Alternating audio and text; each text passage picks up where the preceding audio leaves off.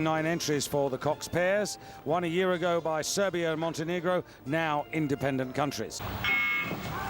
Good start by everyone in this event, and this is the hardest boat to accelerate up to full pace. You've just got 2 rowers and 50 kilograms of a cox. It takes an awful lot of effort. We see from the Germans there, Ruhr and Wienhausen, just how much effort it takes to accelerate this boat up to full speed.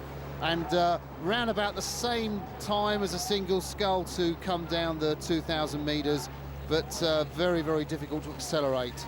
And Poland looked to have made the best start of the 6 competitors in this event so far. Yeah, Poland 3 from the top of your picture. On the far side there, it's Germany and then Canada between those 2 crews.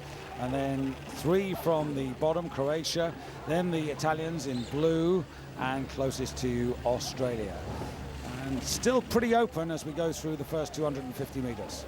Yeah, it is pretty open, and I can see the Germans, they're really going for it there, just trying to grab the lead and possibly their share of glory, getting a first gold medal for Germany on this Saturday finals here in Munich. But the Italians, well, with their history in the event, David, a little far off this early pace.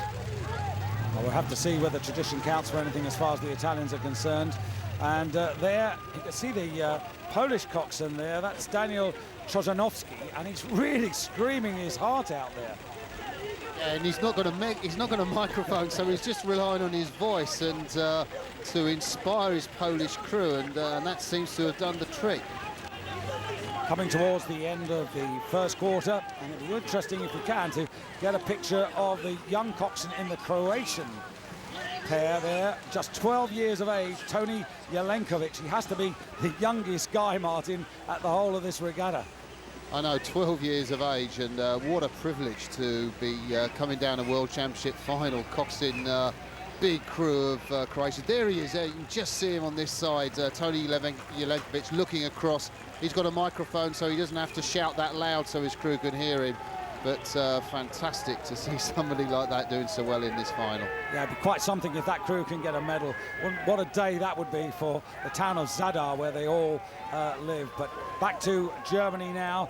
Germany still trying to get the better of the argument with Poland, but every time Germany asks a question, I have to say that the Poles, Lukasz Kardas and David Paches, they come out with the answers.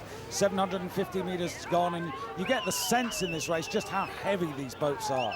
Yeah, you really do, and you know, if you've rowed a cox pair down the World Championship course, you know why it's the hard man's event, because it takes a lot of momentum to move the boat. But I have to say, the Italians coming back into the event, I thought they were out of it after the first 500 metres, but they've really put a spurt on in this second quarter and seem to be coming up to Germany now.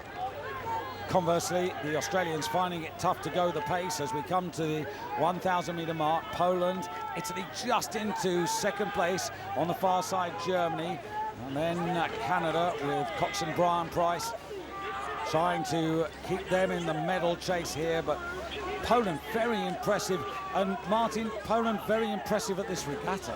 Absolutely. Yesterday was a big surprise when the Polish 8 actually came third in their semi-final, qualified for the final. It was a very brave row from them, and I think that race has inspired this Polish pair to great things in this event, as we can see Trojanowski, the cox, continuing to urge them on.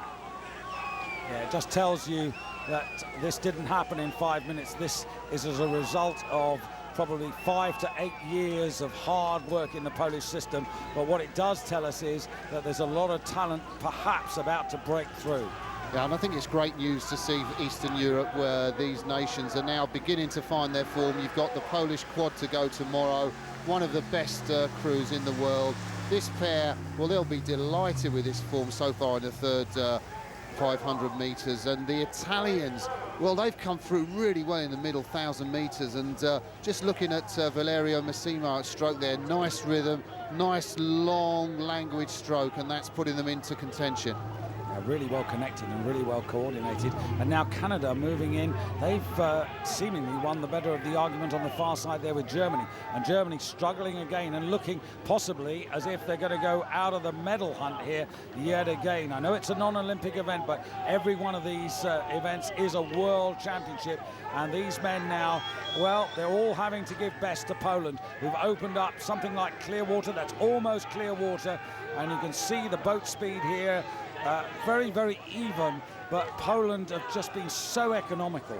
Yeah, they have, and they're very, very sharp. I mean, look at the Italians there. They've got a nice fluid push, but the Poles are really quick onto the beginning. They really get hold of the water, and that's what's given them that crucial lead as they come to the last quarter of the race. And the statistics are really interesting because Poland opened up with 1:41.14 for the first 500. That was obviously quickest. Then they were quickest in the second quarter, 1:45.85, and quickest in the third 500, 1:47.34. So they've been the fastest boat right the way through with every stroke in Italy now. But have a look here on the near side. Australia starting to getting interested in this. I thought they were well out of this, but Australia putting in a big burst. Canada on the far side vying for third place, and Canada, Australia at the moment fighting for the bronze. And the reason for that is Australia really picked up the pace in the third quarter, 1:47.76, and that's brought them back into contention. But here you've got Italy striding on here, trying to make sure that they don't get caught by the charge from Australia and Canada. Yeah, it's really pushing the Italians on, and I think a great finish there from Jason Hurd, the Australian stroke. But Canada with Mike Spratlin, the chief coach, looking on from the bank, and the cyclist we can see over there as Trojanowski's urging the Poles on for the final few hundred metres. Yeah, and the Poles are going to win this. It's going to be a terrific victory. Lukasz Kardas and David Paches, the two men who are sitting behind Trojanowski, and they've done it from the front. They've won every single stroke. They may not be the quickest boat in the final quarter, but the advantage they've built up is surely going to see them home. Italy now moving very, very quickly, but also Canada really woken up on the far side by Brian Price, their coxswain, vying with Australia, and there won't be too much between those two crews for the bronze medal. Poland get the gold, Italy get the silver, and Canada deny Australia the bronze, and across go Germany ahead of Croatia. And that is a terrific effort by these guys, and they have sent a message to their coaches that they want a place in the Polish 8.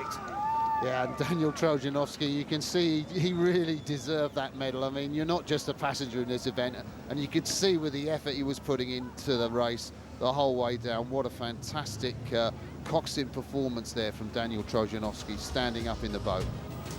A really competitive contest with a little over 5 seconds separating the 6 crews, but for the Poles a real confidence boost, particularly for coxswain Daniel Trojanowski, who tomorrow will be guiding the men's 8